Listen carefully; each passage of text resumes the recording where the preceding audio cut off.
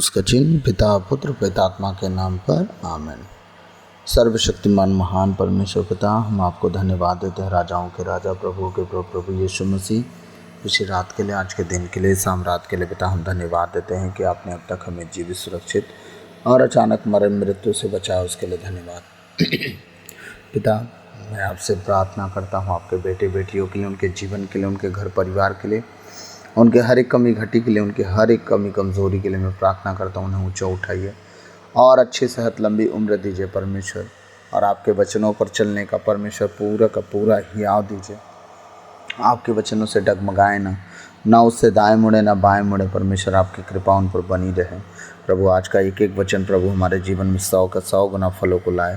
प्रभु, मेरे मुख पर पहरा बिठाइए, मेरे होठों के द्वार की रखवाली कीजिए। आज बोलने वाला मैं नहीं, वरन आप स्वयं मुझ में होकर अपने वचनों के द्वारा हमसे बातचीत करें। प्रार्थना यीशु के नाम पे बाप आपसे मांगते हैं, सुनिए और दया से ग्रहण कीजिए, आमीन। सबों को जय यीशु। मैं आशा करता हूँ आप सब बहुत आनंदित होंगे। आइए हम प्रभु के वचन में जाएंगे।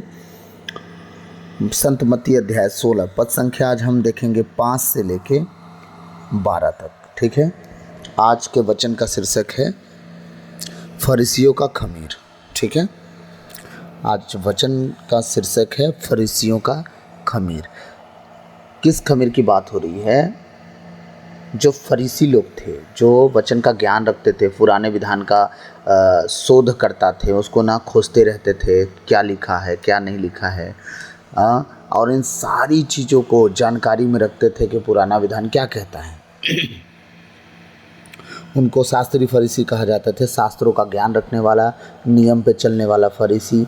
प्रभु का वचन कहता है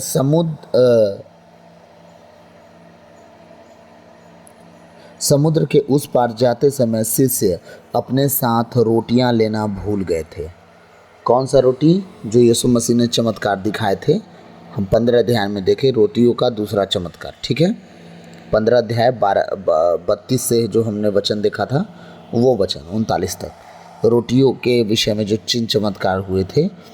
उस टाइम समुद्र के उस पार जाते समय शिष्य अपने साथ रोटियां ले जाना भूल गए थे। इसलिए जब ईसा ने उनसे कहा, सावधान रहो, फरीसियों और सदूकियों के खमीर से बचते रहो। उन्होंने क्या कहा? सावधान रहो, फरीसियों और सदूकियों के खमीर से बचे रहो। ठीक, तो वे आपस में कहने लगे, हम रोटियां नहीं लाए, इसलिए यह ऐसा कहते हैं। सोचिए चेलों की सोच कितना, यीशु मसीह के साथ रहने के बाद भी, और जितने लोग खाने आते थे ना, उन्हीं की तरह हो गया था, सिर्फ खाने पे ध्यान। हाँ, इतना खाना कैसे आएगा, अभी लोग आ रहे हैं उनको खाना। अरे तुम देख चुके हो कि 2-2 बार यीशु मसीह इतने बड़े बड़े काम किए, अभी भी तुम्हारा ध्यान खाने पे है। हम आज उन्हीं चेलों की तरह जीवन जीते हैं। यीशु मसीह के विषय में जान के, उनके बड़े अद्भुत कामों को जान के, उनके चिन्ह और चमत्कारों को जानने के बाद भी आज भी हम अपने जीवन में खाली रोना लगाए रखते हैं कि हमारी ये ज़रूरत, हमारी वो ज़रूरत, हमारी ये चीज़ें, हमारी वो चीज़ें। हम ना भूल जाते हैं कि हमारे साथ खुदाबंद खुद खड़ा है हमारी ज़रूरतों को पूरा करने के लिए। हाँ, उसने बस एक चीज़ कहा, मेरे वचनों पर ध्यान दो, मेरे राज और धार्मिकता के ऊपर ध्यान दो, दुनिया की सारी चीज़ें तुम्हें मिल जाएंगी।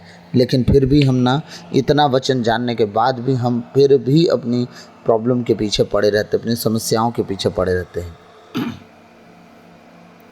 यह जानकर ईसा ने उनसे कहा, अल्प विश्वासियों, अब अपने चेलों को डांट रहे हैं, तुम लोग यह क्यों सोचते हो कि हमारे पास रोटियां नहीं हैं, इसलिए यह ऐसा कहते हैं। यीशु मसीह क्या कह रहे हैं कि तुम लोग का विश्वास कहाँ चला गया? हाँ, हमारे पास रोटी नहीं, इसलिए यीशु मसीह हम लोग को कह रहे हैं शास्त्री और फरीसियों सदूकियों से सावधान रहो। हाँ, उनके कहने का ये मतलब नहीं था। क्या तुम अब तक नहीं समझे? क्या उन 5000 लोगों के लिए 5 रोटियां तुम्हें याद नहीं हैं, जो पिछला चमत्कार हुआ? यीशु मसीह कह रहे हैं, पिछली बार जब 5000 लोग थे, कितनी रोटी थी? मात्र 5 रोटी थी। अब तुम्हें कितना मिला था?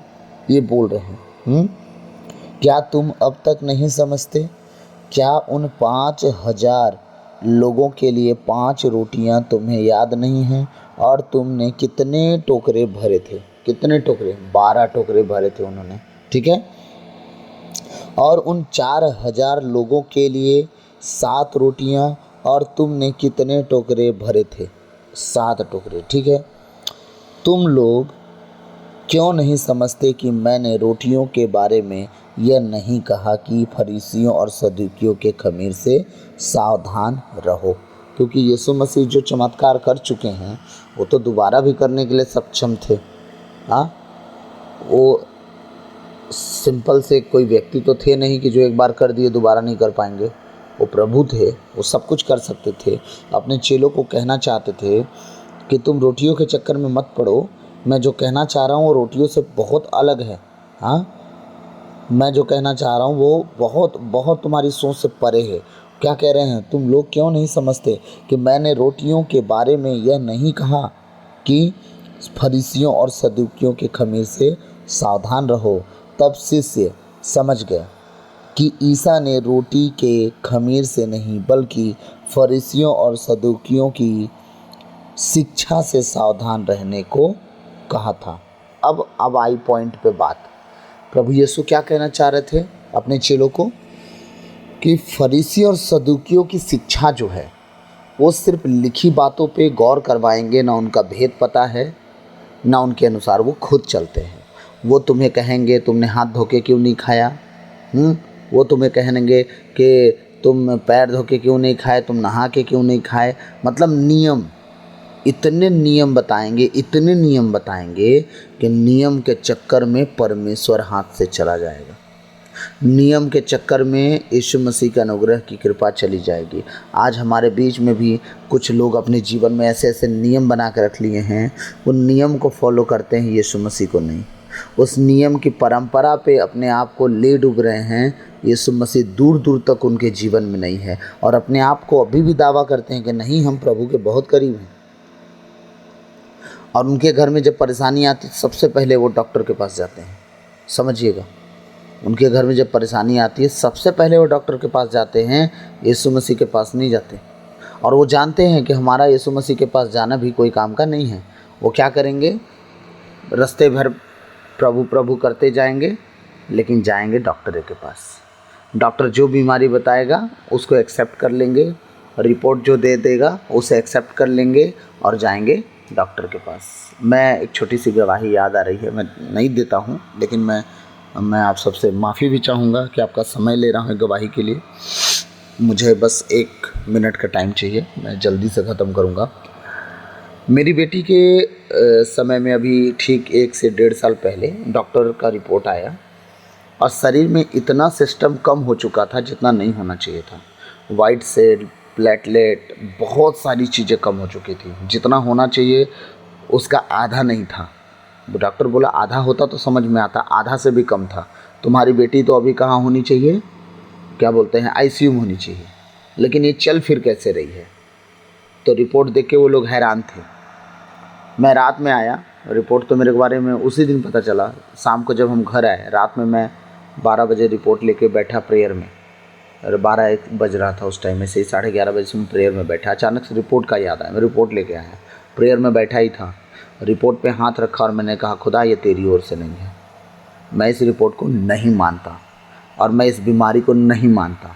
मैं मानता हूँ तेरे ब्लड में सामर्थ है और तेरे कोड़े खाने से मेरी बेटी चंगी हुई है।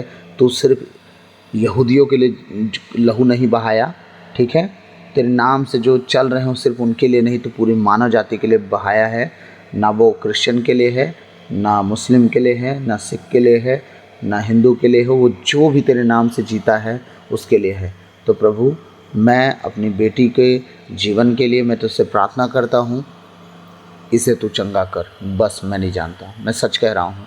वो उसके ज़िंदगी का एक आखिरी रिपोर्ट था जो सबसे नेगेटिव रिपोर्ट आया था। उसके बाद कभी मेरी बेटी का रिपोर्ट ख़राब नहीं आया। और पिछले साल से मेरी बेटी परमेश्वर की दया से, जो हर 15 दिन में सर्दी जुकाम बुखार, सर्दी जुकाम बुखार, क्योंकि मेरी प्रेयर रुक जाती थी और मैं सेवा करने नहीं जा पाता था, ये सेवकाई मेरी रोकने की पूरी प्रयास थी। लेकिन परमेश्वर की कृपा हुई कि हमने प्रेयर बढ़ाया, हम रात रात भर प्रेयर शुरू किए, दिन में प्रेयर शुरू किए, आराधना प्रार्थना शुरू किए, और ऐसा हुआ कि पिछले साल से मेरी बेटी को एक बार सर्दी नहीं हुआ है, जो कि मेरी बेटी हर 15 दिन 20 दिन में सर्दी उसको हो ही जाता था। उसके चलते पिछले साल उसका स्कूल बंद करना पड़ा और उसी सेम क्लास में इस साल पढ़ रही है। ये परमेश्वर ही कर सकता है। नियम कानून से चलने वाला क्रिश्चियन कभी भी परमेश्वर के सामर्थ्य को नहीं देख पाएगा, जो नियम बना के रखा है। हम इतना टाइम ये करेंगे, हमारा इतना टाइम ये होगा। प्रार्थना का कोई टाइम नहीं होता मेरे माता पिता भाई बहनों।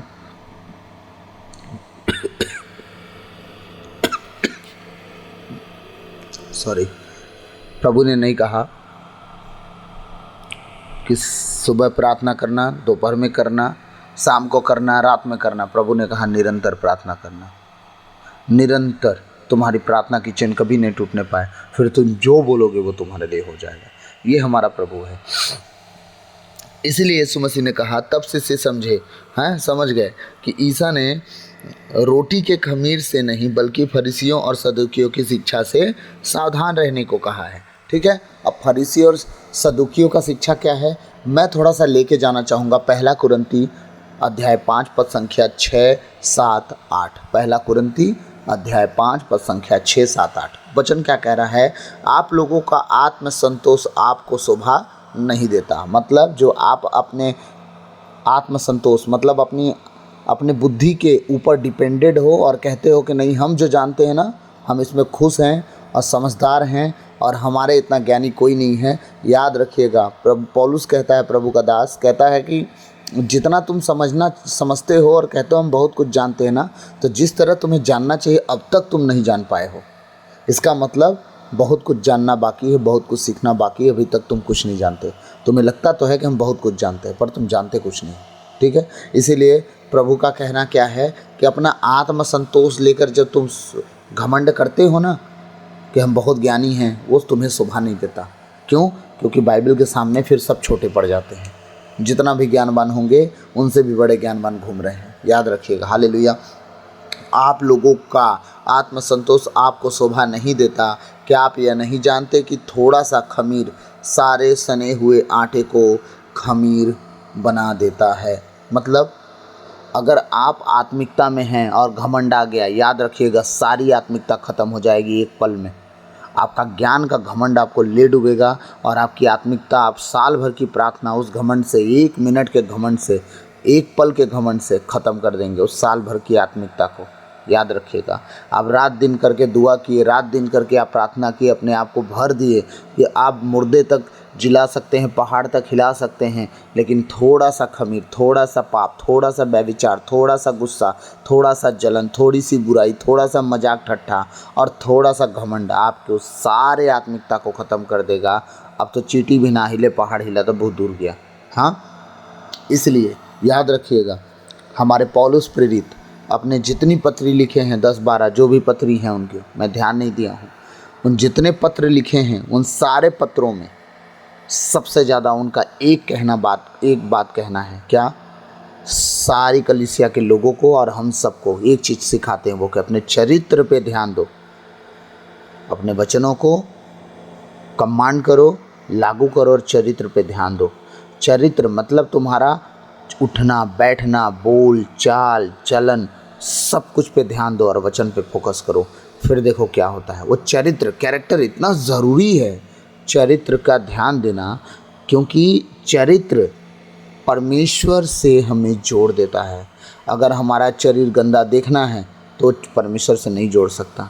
हमारा चरित्र अगर गंदा बोलना है परमेश्वर से नहीं जोड़ सकता। हम अपने चरित्र से घमंड दिखाते झलकाते हैं कि हमारे पास ये है, हमारे पास वो है, हम ऐसे रहते हैं, ऐसे जीते खाते हैं, दूसरों को नीचा दिखाते हैं, वो परमेश्वर को कभी पसंद नहीं आएगा। इसलिए मैं आप सबसे कहना चाहूँगा, अपने चरित्र पे ध्यान दें। क्या कह रहा है, आप लोगों का आत्मसंतोष आपको शोभा नहीं देता। क्या आप यह नहीं जानते कि थोड़ा सा खमीर सारे सने हुए आटे को खमीर बना देता है। आप पुराना खमीर निकाल कर शुद्ध हो जाएं।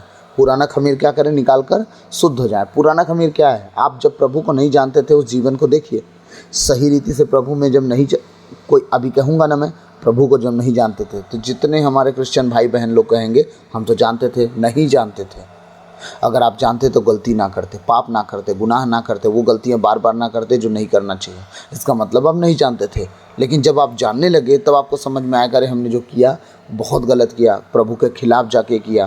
तो इसका मतलब आप पुराना खमीर निकाल कर शुद्ध हो जाए। तो पुराना मनुष्यत्व जो था आपका, अब आपके जीवन में ना आने पाए, उसे निकालो, खुद को दूर करो और शुद्ध हो जाओ, ठीक है, जिससे आप नया सना हुआ आटा बन जाएं। आपको बेखमीर रोटी जैसा बनना चाहिए, क्योंकि हमारा पास्का का मेमना अर्थात मसीह बलि चढ़ाए जा चुके हैं। पास्का का मेमना क्या है? हमारे लिए हमारा प्रभु यीशु मसीह। तो हमें क्या होना चाहिए? शुद्ध रोटी होना चाहिए, क्योंकि वो बलि चढ़ाया जा चुका है। उसका लहू, उसका मांस ही हमारे लिए अब पास्का का मेमना का लहू और उसका मांस ही हमारे लिए भोजन और रक्त बन चुका है, पेय बन चुका है। याद रखिएगा, इसका मतलब हमें भी शुद्ध होना चाहिए जिस तरह वो हमारे लिए शुद्ध बलि हुआ। हालेलुया। इसलिए हमें न तो पुराने खमीर से और न बुराई, और पुराना खमीर क्या है? बुराई और दुष्टता के खमीर से, बल्कि शुद्धता और सच्चाई की बेखमीर रोटी से पर बनाना चाहिए। प्रभु का वचन क्या कह रहा है? हमारा पुराना मनुष्यत्व क्या था? बुराई, दुष्टता, पाप, व्यभिचार, गुस्सा, ईर्ष्या, जलन, व्यभिचार, नीला, क्रीड़ा, हंसी, ठट्ठा, मजाक, ये सारी चीज़ें पुराना खमीर था। इसे हमें निकाल के क्या कर देना चाहिए? शुद्धता में आ जाना चाहिए, पवित्रता में आ जाना चाहिए, सच्चाई में आ जाना चाहिए, नम्रता में आ जाना चाहिए, दीनता में आ जाना चाहिए। धन्य है वे जो नम्र हैं, वो क्या होंगे? पृथ्वी पर अधिकारी होंगे। वो पृथ्वी पर अधिकारी, इसका मतलब अगर किसी को शासन करना है, शासन मतलब मालिक नहीं बन जाना है, आपको अगर आदर चाहिए, आपको मान सम्मान चाहिए, ऊंचा उठना है, तो अपने आप को छोटा बना दीजिए। यीशु मसीह ने अपने चेलों का पैर धोया और सब चेलों से कहता है कि अगर तुम्हारा गुरु होके, मालिक स्वामी होके तुम्हारा पैर धो रहा हूँ, तो तुम्हें क्या करना चाहिए? सेम काम। इसका मतलब जब वो स्वामी होके, मालिक होके पैर धोया, वो राजाओं का राजा बन गया, प्रभुओं का प्रभु बन गया, और पिता परमेश्वर के दाहिने बैठ गया, सबका मालिक बन गया। जो गुरु हो के सबका पैर धोया। सोच के देखिए कि नम्र व्यक्ति कितना ऊंचा उठ सकता है। तो हमें सबको घमंडी नहीं बल्कि नम्र बनना है, पुराने खमीर से बाहर निकलना है। आई होप आप सब समझ रहे होंगे कि मैं क्या कहना चाह रहा हूँ। पुराने मनुष्यत्व को निकाल दीजिए और नए मनुष्यत्व को धारण करें, जो यीशु मसीह का चरित्र है। अगर जानना है कि उसका चरित्र क्या है, तो मत्ती, मार्कुस, लूकस, योहन, ये चारों सुसमाचार पढ़िए। यीशु मसीह का जो चरित्र था उसे आप पढ़िए, पत्रियों को पढ़िए, जितने पत्र प्रभु के चेलों ने लिखा है। वो कहता है गाली के बदले वो गाली नहीं दिया। तो आप अपने आप को जांचो कि आपका घर परिवार में आपका कोई विरोध करता है, आपसे कोई लड़ता झगड़ता है, तो आप चुप रहते हो या लड़ाई करते हो? बस आप अपने आप को जांच लोगे कि आप कितने पानी में हो। God bless you all. मैं आशा करता हूँ आज का वचन मैं थोड़ा समझा पाया हूँगा, और किसी को मेरी बात से ठेस लगी है तो प्लीज़ मुझे माफ़ करें। मैं किसी वचन पर प्रकाशन देना चाहता हूँ, ना कि किसी के आत्मसम्मान को ठेस पहुँचाना चाहता हूँ, और किसी जात धर्म को लेकर मैं बात नहीं कर रहा हूँ। मेरा खुदा सबके लिए मरा है। God bless you all. सबको जय यीशु।